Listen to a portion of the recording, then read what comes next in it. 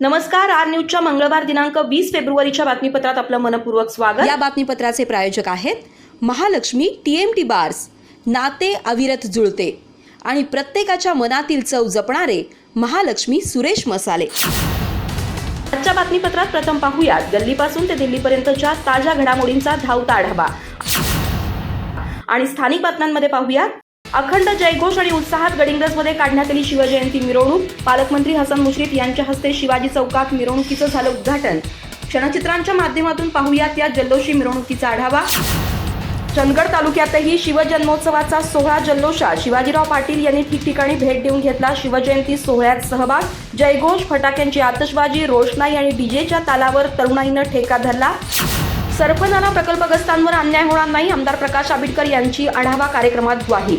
गेली 10 वर्ष भुदरगड विधानसभा मतदारसंघातील आजऱ्याच्या पश्चिम भागाचं प्रतिनिधित्व करतंय।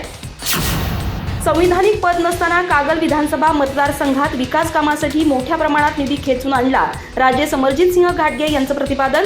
लिंगनूर कसबा नूल इथं 1 कोटी रुपयांच्या विकास कामांचा झाला शुभारंभ। गडिंग्लज शहर आणि गिजवणे कडगाव जिल्हा परिषद मतदारसंघासाठी होणार दिव्यांग आरोग्य मेळावा। शिवजयंती उत्सवाच्या निमित्तानं नामदार हसन मुश्रीफ यांच्या संकल्पनेतून करण्यात आले आयोजन। शुक्रवारी 23 फेब्रुवारी रोजी काळू मास्तर विद्यालयात सकाळी 10 वाजल्यापासून सुरू होणार मेळावा। चंदगड येथील छत्रपती शिवरायांच्या अश्वारूढ पुतळ्यास रितसर राज्य शासनाची परवानगी। उपमुख्यमंत्री अजितदादा पवार यांनी शिवजयंतीपूर्वी परवानगी देत दिलेला शब्द पाळला। यासाठी यशस्वी पाठपुरावा केल्याबद्दल आमदार राजेश पाटील यांचा करण्यात आला सन्मान। आणि गडिंग्लजमध्ये संत सेवालाल महाराजांची जयंती उत्साहात। गडिंग्लजमधील बंजारा समाजाच्या वतीनं करण्यात आलं आयोजन।